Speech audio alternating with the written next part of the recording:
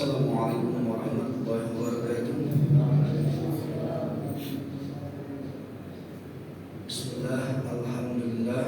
Allahumma sholli ala sayyidina Muhammad bi abdillah wa ala alihi washabihi wa mawala. Rabbi shrah li sadri wa yassir li amri wa hlul 'uqdatam min lisani yafqahu qawli, amma ba'd. Puji dan syukur kita panjatkan kehadirat Rabbi Allah Subhanahu wa taala yang pada malam ini menganugerahkan kenikmatan iman dan Islam. Salah satu buktinya kita bisa memaksakan diri dari rumah masing-masing menuju masjid ini dalam rangka ibadah sholat maghrib berjamaah dan dilanjutkan dengan kajian fikih.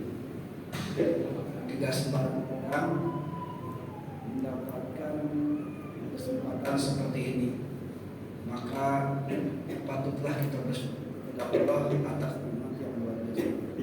Salawat dan salam semoga limpahkan dan kita kepada Rasulullah Sayyidina Muhammad Rasulullah SAW. Allahumma sholli ala Sayyidina Muhammad wa ala Sayyidina Muhammad. Hadirin kaum muslimin rahimahumullah. Pertemuan terakhir dalam kajian fikih kita masih membahas tentang syarat-syarat sholat. Seperti halnya disampaikan, secara teknis seandainya sholat kita telah memenuhi syarat dan rukun, maka itu sah secara teknis. Wallahu a'lam Allah menerimanya atau tidak. Tapi insyaallah dalam kitab Surah Mutawwif ini ada syarat Allah menerima sholat kita, tapi masih jauh gitu jangkauannya, karena batalnya sholat belum, rukun sholat belum, dan yang lain-lainnya. Hadirin kaum muslimin rahimahullah, kita ringkas kembali syarat sholat. Syarat itu segala sesuatu yang wajib kita lakukan sebelum melaksanakan sholat. Sedangkan rukun adalah aturan-aturan ketika kita sedang sholat. Ini sebelum kita sholat. Jadi kita review dulu kemarin syarat sholat itu. Yang pertama, at-tohar an najasati badan waswahu wal makan wal mahmulan. Suci dari najis badan, pakaian, tempat sholat, dan apa yang dibawanya. Kita sudah kupas tuntas masalah-masalah tentang kesucian tadi. Jadi pastikan sebelum sholat kita sudah suci badan kita dari ujung rambut sampai ujung kaki. Ini contoh kecil, maaf. Salah satu tohar yaitu mandi junub. Kadang-kadang kita masih beranggapan bahwa mandi junub itu harus pakai sampo, harus pakai sabun. Padahal salah satu syarat daripada junub itu tidak boleh airnya tercampur. Jadi kalau bapak misalnya junub pakai sampo, pakai sabun, itu air sudah tercampur, tak sah junub kita selama ini. Kalaupun mau pakai sampo silakan lakukan di awal atau di akhir. Misal di awal kita mandi junub dulu, murni air semuanya, udah beres barulah silakan disampo dan sebagainya. Jangan sampai ketika kita dalam mandi junub tapi tercampur airnya dengan barang yang lain. Nah itu kan, jadi itu namanya suci badan. Badan kita udah suci gak selama ini, wudunya, mandi junubnya dan sebagainya. Yang kedua, pakaiannya. Apakah pakaian kita udah bersih tidak? Kan begitu. Udah suci tidak? Yang ketiga, tempat sholat. Dan yang terakhir adalah apa yang dibawa oleh kita, dompetnya, ikat pinggangnya, kartu ATM-nya, dan segala macamnya. Itu yang kemarin kita bahas. Yang selanjutnya syaratnya sholat itu adalah istiqbalul kiblat, menghadap ke kiblat utuh dari mulai wajah, dada sampai semua anggota badan yang di depan. Melayan sedikit, sudah batal sholatnya. Karena apa? Karena tidak menghadap ke kiblat. Makanya ketika misalnya ada sebuah ketika kita sholat ingin memperbaiki sesuatu atau memulai dan segala macamnya sampai membalikkan badan sehingga tidak pas dengan kiblat, itu bisa membatalkan sholat. Itu yang kemarin kita bahas. Yang ketiga, kemarin sampai ketiga, wadukhulil wakti, dan masuk waktu, waktunya sholat, terutama sholat fardu. Sudah dijelaskan semua. Malam ini insya Allah kita akan membahas tentang syarat yang keempat, yaitu wal Islamu, harus beragama Islam. Jadi non muslim itu tidak sah melaksanakan sholatnya. Jadi kalau Bapak jangan sampai ada buruk prasangka ketika saudara-saudara kita di lingkungan kita tidak sholat, jangan dulu suudzon. Mungkin dia non muslim. Ustaz apa itu Islam lah? Mungkin dia lagi halangan. Ada halangan. Mungkin dia anak kecil, badannya gede, ya. Dia udah dewasa kok, mungkin dia gila. Kan orang-orang yang tersebut kan tak wajib sholat. Ya, itu aja simpelnya. Supaya kita terlepas daripada rasa berburuk sangka. Karena syarat wajib sholat itu ada di antaranya yang tadi disebutkan. Nah, yang selanjutnya yang kelima adalah watamyiz. Yang kemarin itu kan kita syarat wajib ya, yang kayak yang saya sebutkan kemarin, Islam, balik, berakal. Nah, kalau ini yang ini memang disebut syarat sah.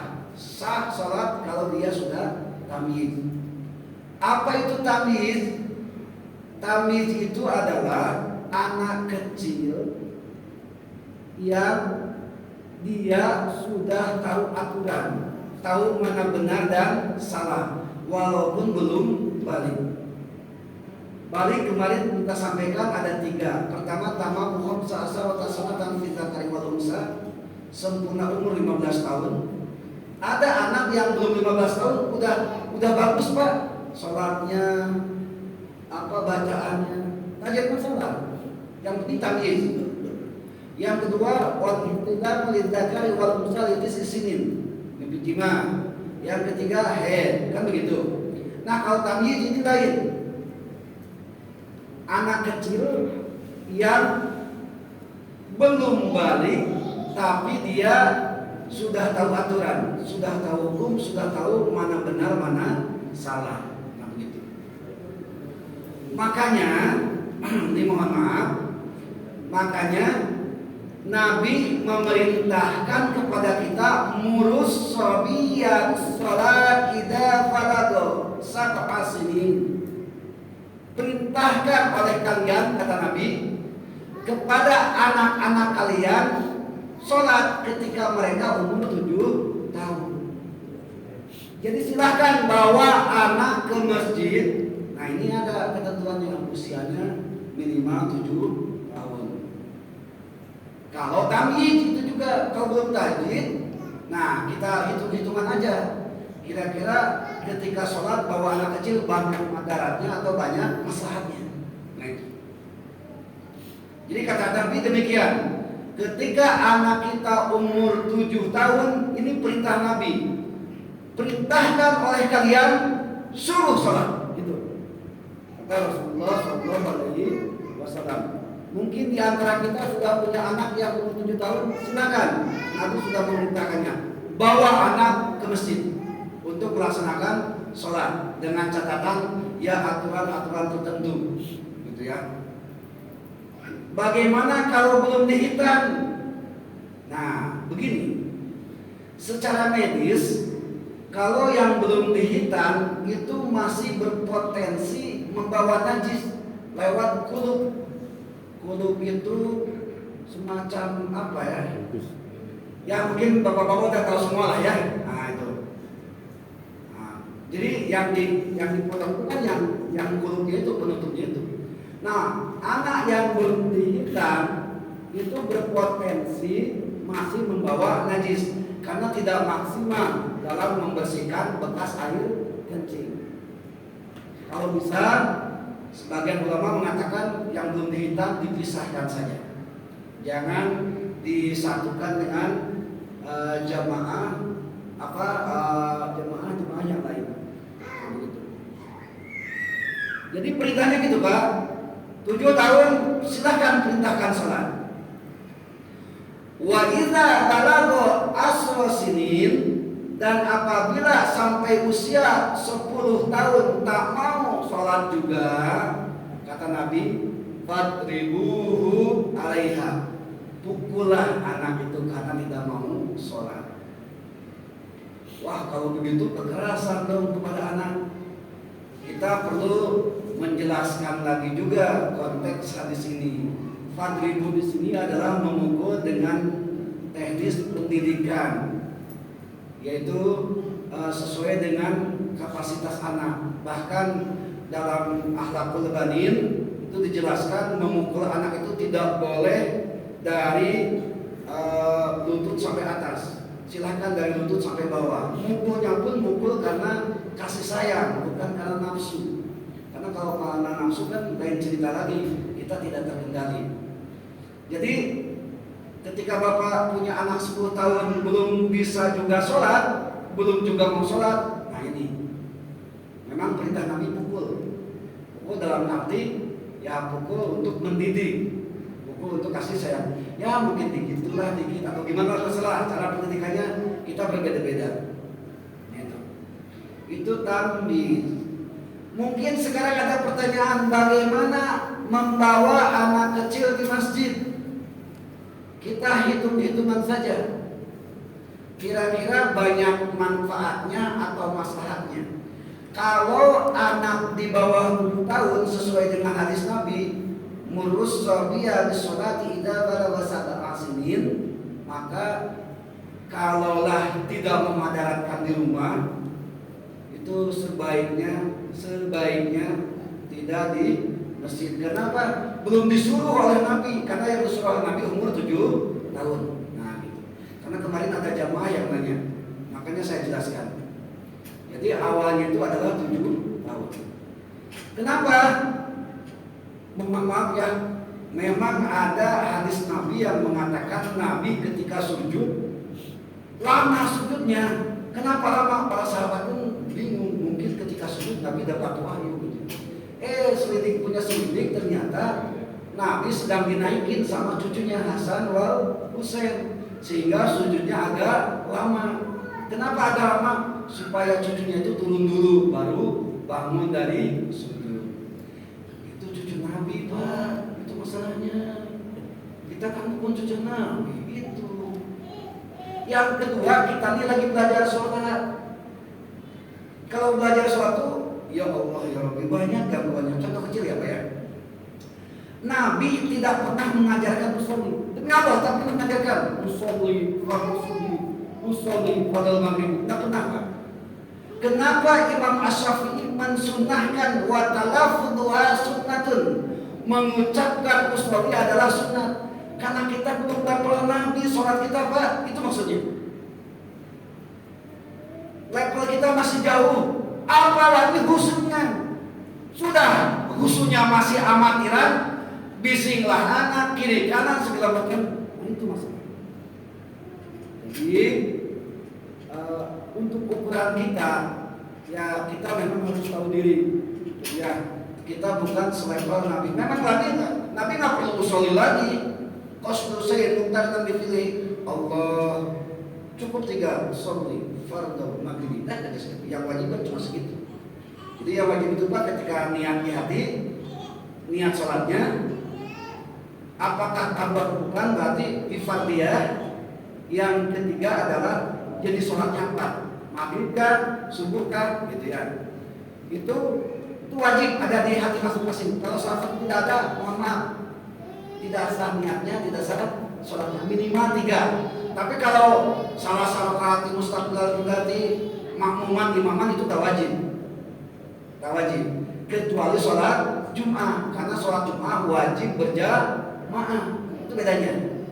Sholat Jumat wajib berjamaah, maka wajib ada kata-kata imaman lillahi ta'ala, makmuman lillahi ta'ala. Hati-hati. Ini mazhab Syafi'i ya. Kita tidak membahas mazhab yang lain. Kalau di mazhab yang lain tak usah pakai usul, dari rumah aja udah niat sholat gitu kan. Ya, silakan, tak jadi masalah. Yang tak jadi masalah. Yang penting jangan talafik. Talafik itu campur adukan mazhab. Pas takbir mazhab Syafi'i, pas rukuk mazhab Hanafi, pas sujud mazhab Maliki. Tak bisa begitu.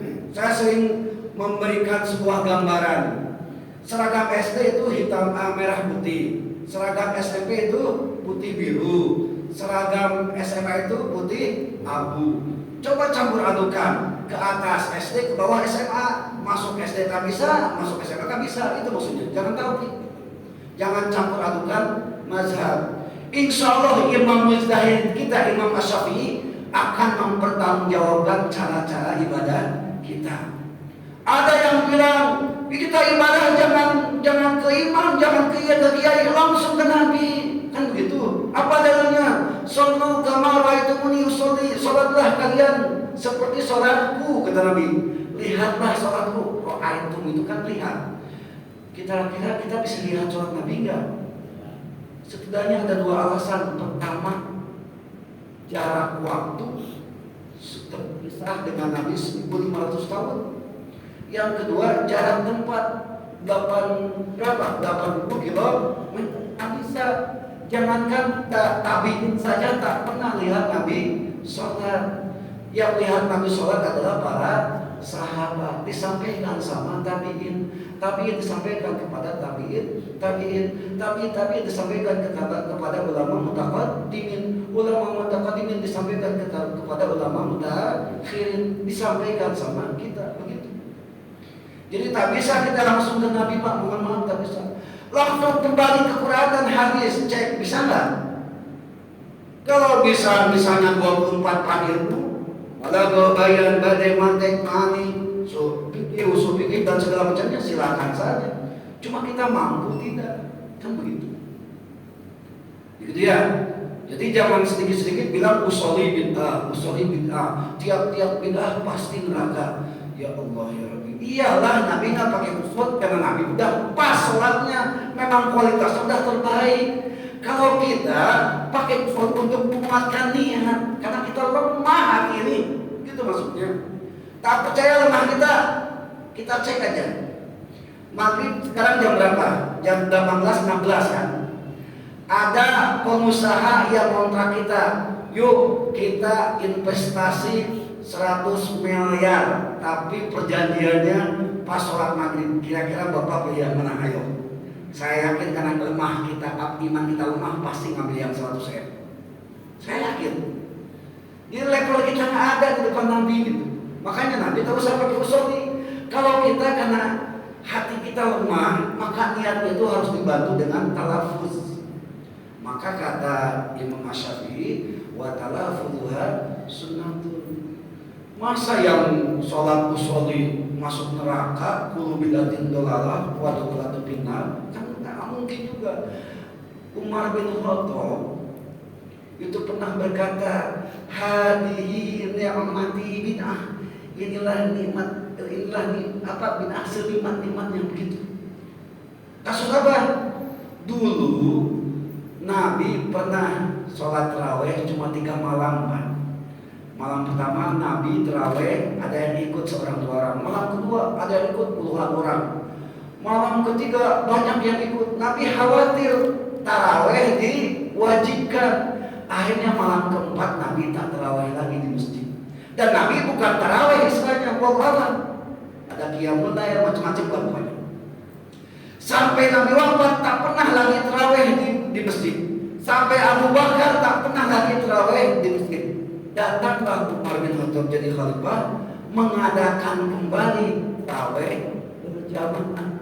Makanya Umar bin Khattab mengatakan inilah senikmat-nikmatnya bid'ah. Berarti kalau begitu Umar bin Khattab juga masuk neraka. Karena kullu bid'atin dolalah wa kullu dolalatin finnar. Nggak sesimpel itu, Joni. Bro, nggak sesimpel itu. Ya. Gitu. Jadi kita memang ketika mau mengeluarkan hukum memang ada pertimbangan. Khutbah Jumat zaman Nabi mana ada pakai bahasa Indonesia, wajib pakai bahasa Arab. Kenapa kita pakai bahasa kita? Nah itulah layan garu kita garu di betul azan walamkan. Hukum bisa berubah dengan situasi dan kondisi dan tempat. Tempat kita orang Melayu, masa pakai bahasa Arab? Semakin ngantuklah jamaah kalau pakai bahasa Arab. Kenapa? Karena tak paham kan begitu. Jadi gitu gambarannya, bayang. Nah, mohon maaf saya bukan marah-marah nih ya. Pertegas. Nah gitu, itu sekedar gambaran saja lah. Kalau sampai kita berpedoman sama hadis tadi, memang hadisnya sesuai Pak. Banyak kita yang masuk neraka. Bahkan mohon maaf demi Allah, kajian tiap malam Sabtu baca maghrib, cek ada nggak hadisnya dari Nabi? Ini pengurus masjid berani-beraninya mengatakan kayak gini, kan begitu? Bidah tuh, neraka tuh, kan nggak bisa begitu lah Pak. Jadi demikianlah ya. Jadi nggak usah lah kalau pikir itu hitam putih memutuskan hukum, tak bisa begitu. Ngerti apa ya? Baik. Jadi watamyiz anak yang sudah tahu aturan, sudah tahu mana yang baik, mana yang buruk. Ketika anak tamyiz sholat, kalau dia sudah tahu aturan, kebetulan sudah dihitam, tak apa-apa disatukan, nggak jadi masalah. Bahkan bapak anak yang tamyiz misalnya jadi imam, asal bacaannya Fatihah, silahkan jadikan imam, sah sholat, sah berjamaahnya. Kalau tamyiz, nah begitu ya. Baik, nah itu syarat daripada sholat. Yang selanjutnya, wal ilmu bifardiyatiha, dan harus tahu mana saja yang menjadi rukun sholat. Nah sekarang yang menjadi pertanyaan, kita tahu nggak rukun sholat? Mohon maaf Pak, kalau lihat teks kitab ini, kalau tak tahu rukun sholat berarti selama ini kita sah sholat kita, karena nggak tahu mana yang fardu itu. Yang fardu misalnya pertama niat, kan begitu. Yang kedua takbiratul ihram. Takbiratul ihram itu syaratnya ada 16 Bapak. Nah, takbiratul ihram kita nanti gimana nih? Kita cek ya. Mohon maaf, sudah memenuhi kriteria 16 syarat tidak? Pernah Pak Imam agak nyindir, jadi kok ribet banget ya ibadah? Nah ini bukan masalah ribet. Kita itu sekarang sholat lagi biasa-biasa saja. Kualitas kita standar betul. Tidak inginkah kita menaikkan level sholat kita? Tidak inginkah kita menaikkan mutu dan kualitas sholat kita? Kan begitu. Jadi setidaknya masa iya Pak dari mulai balik sampai tua segini sholatnya kualitasnya segitu aja, nggak ada kemajuan. Ekonomi pingin meningkat, rumah pingin lebih besar, pangkat pingin lebih tinggi, pikiran sholat merasa nyaman aja dari dulu sampai sekarang, gitu aja. Udah gitu sholat fardu aja, nggak ada qoblahnya, nggak ada badanya. Ya Allah ya Rabbi. Ibarat makanan, sholat fardu itu pokoknya. Kalau makanan itu nasinya. Jadi kalau orang-orang yang sholatnya cuma fardu saja, dia ibaratnya makan nasi aja, nggak ada lauk-lauknya.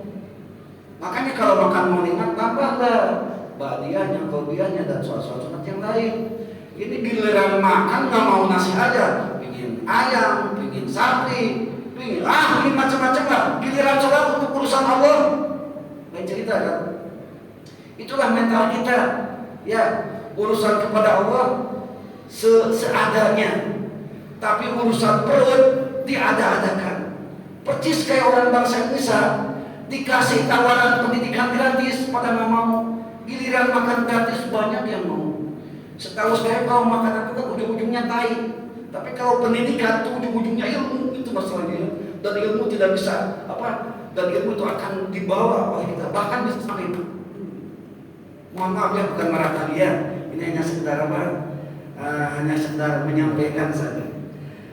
Baik, jadi harus tahu rukun sholat, takbirnya, baca Al-Fatihahnya. Syarat Al-Fatihah ada 10 juga Pak. Apakah Al-Fatihah kita memenuhi syarat atau tidak, dan segala macamnya. Jadi kita kaji, kita kupas bukan dalam rangka membebani kita. Tetap la yukallifullahu nafsan illa wus'aha. Tetap ibadah kita sesuai dengan kemampuan. Tapi tak ada salahnya kita menyampaikan inilah sholat yang sebaiknya, yang sesungguhnya, atau yang sesuai dengan tuntunan Nabi, kan seperti itu. Masa iya Pak tak malu kualitas sholat kita dari dulu sampai sekarang gitu-gitu aja? Itu pun wallahu alam entah diterima atau tidak, kan begitu. Nah, jadi gambarannya seperti itu ya, ya. Tapi kalau hadirin misalnya pengen yang standar-standar aja ya tak jadi masalah, gitu ya. Cuma alangkah lebih baiknya kita memang kita kumpas tuntas, kita kuliti betul-betul tentang fikih sholat ini. Baik, untuk saya lanjutkan, barangkali hadirin ada yang sharing, ada yang dibagi, ada yang ditanyakan. Silakan ya. Jadi tak bisa paham itu kalau bisa disampaikan aja Ustaz. Kenapa? Tak betul langsung sampaikan aja. Ada 10 tadi, ada 10. Ya. Nah, seperti apa? Takbiratul waktu ada 16. 16 coba disampaikan. Ya, itu takbiratul ihram itu masuknya rukun bukan syarat. Kita kan sekarang lagi berbicara syarat, bukan berbicara rukun, itu masalahnya Pak Imam. Jadi bukankah konsep sholat itu aqwalun wa af'alun muftatahatun bin takbir wa mukhtatamatun bin taslim bi shalatul masfufatin. Sholat diawali dengan takbir, bentuknya adalah takbiratul ihram. Takbiratul ihram di dalam sholat rukun. Nah, mohon maaf Pak Iman, kita lagi membahas tentang syarat. Nah, gitu ya. Jadi supaya tidak loncat-loncat gitu ya. Kalau rukun dulu tidak elok gitu ya, karena kan rukun itu ketika kita sholat, sedangkan syarat sebelum kita sholat, kan begitu. Nah, dia barangkali hadirin ada yang disampaikan, silakan. Kita lanjut ya. Baik. Wa alla ya'tiga wa alla ya'tida fardhan min fardiyati. Dan jangan mengitikadkan, jangan meyakini sesuatu yang fardu itu sunnah. Kita kadang-kadang ada prasangka, oh ini fardu nih. Contoh, duduk di antara dua sujud itu tidak fardu, tidak rukun sholat. Jadi ketika lupa pun sah. Tapi menurut Imam Asy-Syafi'i lebih baik sebelum salam sujud sahwi, kan begitu. Atau kunut subuh itu tidak wajib, kan begitu. Kadang-kadang ada yang sebuah keyakinan atau pandangan bahwa kunut itu wajib. Tidak wajib, itu hanya sunnah saja. Tetapi dalam mazhab Imam Syafi'i ketika lupa tidak kunut, sebaiknya sujud sahwi. Tidak sujud sahwi, sah, kan begitu gambarannya. Jadi wa alla ya'taqida fardhan min fardiyatiha sunnatun. Jangan meyakini, mengiktikadkan bahwa sesuatu yang fardu itu sunnah, atau sebaliknya sunnah itu jadi fardu. Contoh, tadi usholi tidak wajib, karena kata Imam Asy-Syafi'i wa ta'ala fardhu sunnatun. Yang wajib adalah takyin, gitu ya, menentukannya di hati. Ketika Allah ada di hati, usholi fardhu maghrib, dan tidak ada cukup.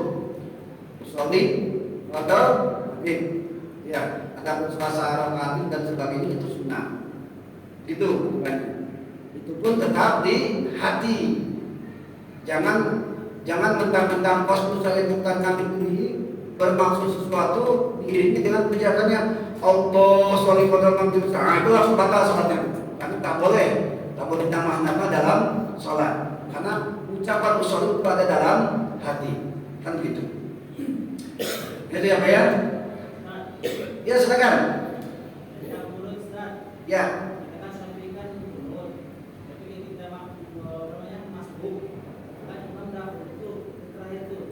Ketika masuk terus imam dah terus pas bunut kan kita bunut masuk terus setelah kita yang kedua ini bunut masih bunut tahu gimana? Ya baik. Pertama ketentuannya imam wajib diikuti apapun yang terjadi. Apapun yang terjadi, imam kunut, kunut, imam sujud tilawah, sujud tilawah, imam sujud sahwi, sujud sahwi, terserah. Pokoknya apa yang dilakukan imam harus dilakukan. Itu yang pertama. Yang kedua, masalah kunut. Ketika masbuk, kita ikut kunut. Ingat ya, kalau ketika ikut kunut berarti kita tidak kebagian 2 rakaat loh. Karena kebagian 1 rakaat itu cuma 2 saja. Pertama, ketika kita datang bertemu dengan imam sedang ruku, gitu kan? Itu yang pertama. Yang kedua, ketika kita datang imam lagi baca di akhir surat Allahu Akbar, kita belum sempat baca Al-Fatihah kan? Imam habis baca surat langsung ruku. Kita nggak usah lanjut Al-Fatihah Pak, langsung aja ikut imam. Kenapa demikian? Karena qiraatul imam wa qiraatul makmum. Bacaan imam itu jadi bacaan makmum, dapat 1 rakaat, kan gitu ya. Nah, mengenai masalah kunut, berarti ketika kita masuk imam lagi kunut, wajib ikut imam. Begitu ya. Nah, berarti setelah imam salam naik lagi kan ya. Naiknya itu bukan rakaat kedua ya, tapi rakaat pertama karena masuknya setelah i'tidal kan. Nah, itu. Berarti rakaat pertama jalan, pas rakaat kedua, nah silahkan. Kita biasa subuh kunut atau tidak? Gitu ya. Berarti kan kita munfarid kan, sendirian. Kalau kita mohon maaf pikirnya mazhab Imam Syafi'i, ya udah kunut. Karena kalau tidak kunut, lupa saja kita sujud sahwi kan. Nah gitu. Tapi kalau kita tak biasa kunut, silahkan tak kunut. Tapi kalau Bapak misalnya mazhabnya Imam Hanafi atau Hambali, sholat subuh di Al-Kautsar imamnya kunut, dia tak kunut, dia banyak. Nah itu yang jadi masalah. Wajib ikut kunut karena apa yang dilakukan imam wajib, gitu maksudnya. Apapun yang terjadi, mohon maaf, itu namanya total sebagai makmum 100%. Jangan disisakan cuma 98, 97 dan sebagainya dan sebagainya. Ikut aja gak apa-apa, aminkan saja, gak jadi masalah. Ya, karena kita posisinya ngikut masalahnya. Yang namanya ikut, yang mengikuti siapa yang diikuti. Nah itu. Ya.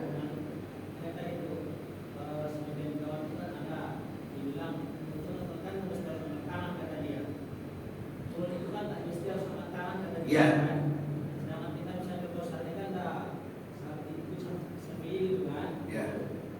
Angkat tangan itu sunnah aja. Bahkan kunutnya juga sunnah. Cuma wajib mengikuti imam, itu maksudnya.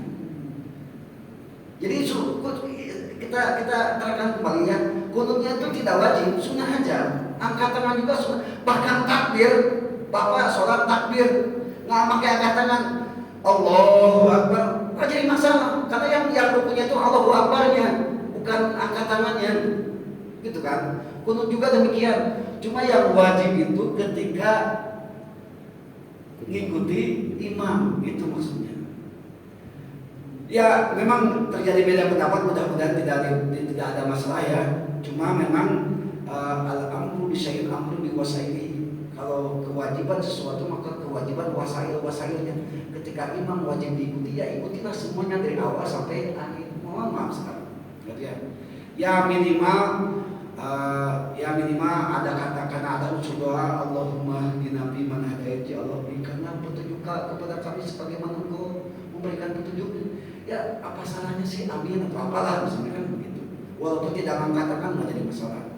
Itu ya. Itu hanya pendapat ya, Bang ya. Jadi karena hadis kunut itu memang berbagai macam pendapat. Cuma saya berpegang kepada wa amma kunuti bisubhi falam najab, itu aja. Jadi adapun Nabi itu pernah kunut selama 1 bulan, kunut najilah. Kadang banyak sahabat-sahabat yang menghafal Al-Quran gugur, maka Nabi selama sebulan melaksanakan kunut najilah. Titik sampai di sana. Padahal ada lanjutan hadisnya, wa amma kunuti bisubhi falam najab. Adapun kunut subuh Nabi tak pernah berhenti. Itulah yang menjadi ikhtilaf daripada para ulama. Wallahu a'lam. Itu tentang kunut. Silakan Pak, barangkali. Ustaz. Ya Pak, ya Pak Imam. Sholat, jadi ini mohon maaf juga. Pandangan kita itu kan dianjurkan untuk sujud, itu dianjurkan. Tapi ada kata mandang ke sana. Pas orang lewat, masa dia, ya kita, nah itu bagaimana itu ceritanya itu? Pandangan matanya, kita kan, Melirik aja. ya, Ya, dia kan gini, menoleh. dia gini. Pas orang lewat, ya, nah, atau jadi itu. Makanya disunahkan ketika sholat itu melihat tempat sujud, apapun yang terjadi. Bahkan ketika sujud pun harus terbuka mata. Makruh kalau sholat dalam keadaan pejam mata, demi kehusuan gini aja terus. Mohon maaf, makruh hukumnya kalau dalam mazhab Imam Asy-Syafi'i. Kecuali bisa ya, ketika sholat ada anak-anak yang bolak-balik aja lewat, itu kan jelas mengganggu kehusuan kan. Nah, kira-kira kalau menutup mata bisa menambah kehusuan, itu silakan. Tapi jangan menutup mata selamanya. Nanti betul-betul selamanya nanti kan gitu ya. Nah, itu. Hanya sekali-sekali aja. Karena kan anak lewat pun hanya sekali-kali kan. Nah, gitu. Jadi hal-hal tertentu lah. Atau misalnya ketika sholat banyak keramaian gitu ya, supaya kita tidak noleh ya, tak apa-apa kita pejamkan mata, misalnya jadi masalah. Jadi noleh itu hukumnya makruh memang. Tapi kalau noleh dengan badan, mohon maaf, karena salah satu syarat sholat itu adalah menghadap kiblat, ya. Kalau menoleh dengan badan begini, nah itu udah batal sholatnya, karena badan kita bahwa wal wajah kasar wal masjidil haram kan ya. Kalau yang disebut wajah ya, itu depan kita. Kalau sudah sudah tidak menghadap kiblat, itu tidak memenuhi daripada syarat sholat. Nah, itu. Jadi khusus kalau menoleh saja hukumnya makruh, tapi menolehnya sampai membalikkan badan, apalagi balik kanan, apalagi muter-muter, apalagi cerita lah pokoknya. Dia nyeling aja. Ya. Baik. Nah, jadi gambarannya seperti itu.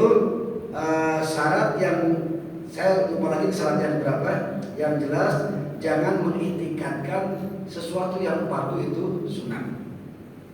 Nah, kita masih syarat ya Pak ya? Ustaz dulu Ustaz. Ya sekarang. Waktu ini mohon maaf juga. Ustaz tidak. Ini mohon maaf. Sami Allah. Jadi enggak diperdengarkan. Tapi gimana kita itu? Ya. Baik. Sami Allah harusnya disatukan dengan Sami Allah liman hamidah itu ya. Gitu. Begini. Nah itulah wa alla ya'taqida kan begitu. Jangan membuat sebuah i'tikad atau sebuah keyakinan sesuatu yang fardu menjadi sunat atau sesuatu yang sunat menjadi fardu. Mengucapkan Sami Allah itu adalah sunat. Jadi sejarahnya begini Pak. Dulu sholat itu semuanya Allahu Akbar. Dari mulai takbir sampai ruku, sujud, i'tidal, Allahu Akbar. Suatu saat Abu Bakar Siddiq ketika Rasulullah sholat, beliau dalam keadaan ruku. Abu Bakar bingung, ini masuk satu rakaat atau bukan, kan gitu ya. Walaupun cuma di hati, ya mungkin dengan mukjizat dari Allah, Rasulullah bisa memahami keadaan Abu Bakar. Makanya Rasulullah mengubah dari kalimat Allahu Akbar menjadi Sami Allahu liman hamidah. Maha suci Allah yang maha mendengar.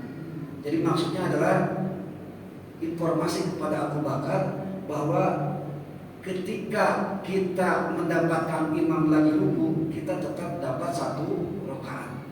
Nah sekarang bagaimana kalau imam tidak lengkap, cuma Sami Allah aja, tidak jadi masalah. Kan itu hukumnya sunnah. Tidak pakai Sami Allah pun nggak apa-apa. Pak Imam ketika perpindahan takbir, kan takbir itu ada dua ya, ada takbiratul ihram, ada takbir intiqal, perpindahan antara berdiri dan ruku dan sujud dan bangun kan gitu. Tak pakai takbir pun tak jadi masalah. Yang penting jamaah melihat posisi imam, itu hukumnya sunnah. Cuma kalau seorang imam tidak pakai isyarat Allahu Akbar, kira-kira memadaratkan makmumnya atau tidak, itu yang jadi masalah. Hukum asalnya ketika kita bilang takbir, sami Allah dan sebagainya itu hukumnya sunnah. Nah sekarang Pak Imam bertanya, kalau tidak lengkap gimana? Ya nggak masalah, seperti hanya subhana rabbiyal azim itu nggak pakai wa bihamdihi nggak jadi masalah. Ya, subhanallah, subhanallahil atau subhana rabbiyal a'la saja nggak jadi masalah. Tak baca pun nggak jadi masalah. Kita jangan terlalu masalahkan hal-hal yang sunnah, walaupun lebih baik kita membaca atau mengerjakan yang sunnah. Yang kita masalahkan justru yang rukun-rukun, Pak. Makanya pas pertanyaan Pak Imam, wa alla ya'taqida furuduha sunnatun. Jangan mengitikadkan hal-hal yang fardu itu sunnah, hal-hal yang sunnah itu adalah fardu. Itu penjelasannya Pak Imam untuk sementara ini. Saya ingin menyelesaikan untuk syarat ya Pak Imam ya, supaya pertemuan selanjutnya kita rukun sholat. Yang selanjutnya mana tadi ya? Wasitru bima yusturu bihi. Sebentar Pak. Wasitru ma baina suratu wa rukabati ridzakari wal amati min kulli jawani.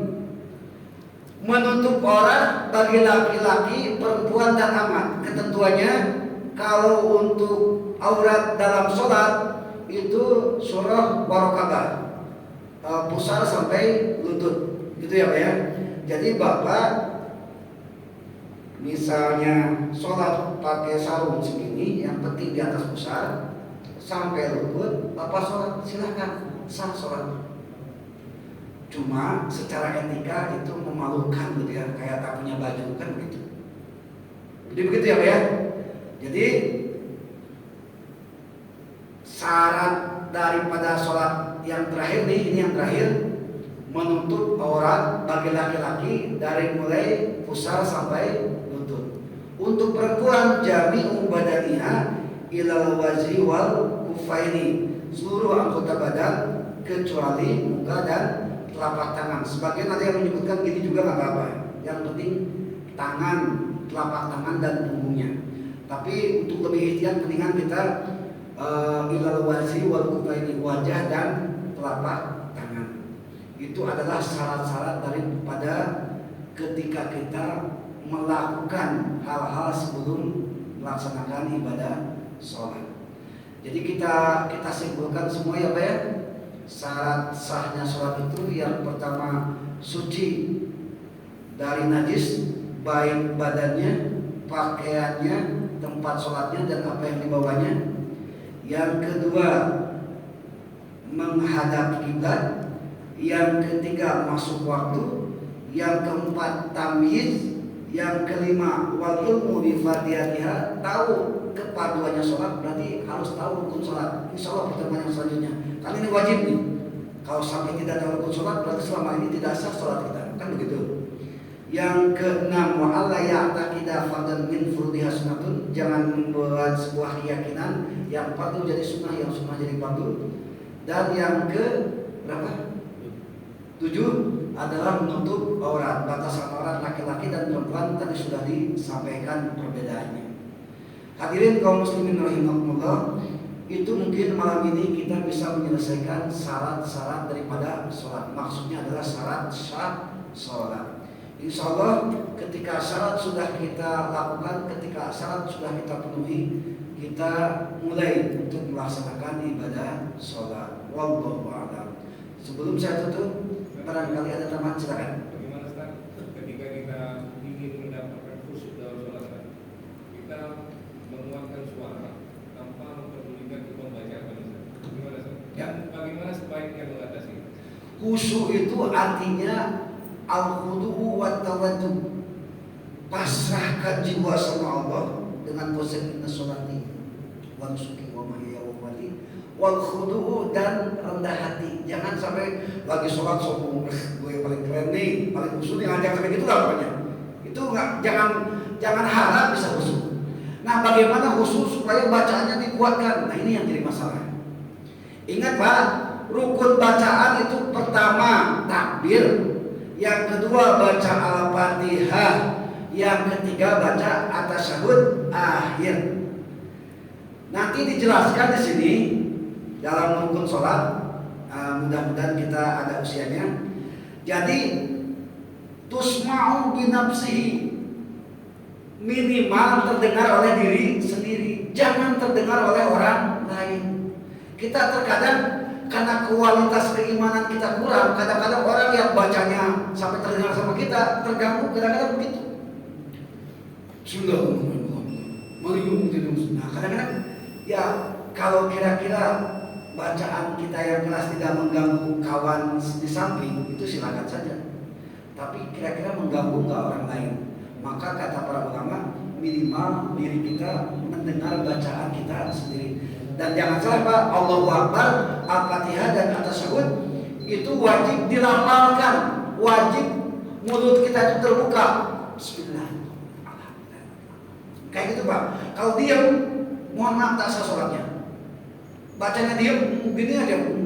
Nah itu nggak bisa. Karena bikiroatin, membaca, melafalkan. Kalau melafalkan berarti mulut bergerak, kan begitu. Gitu ya.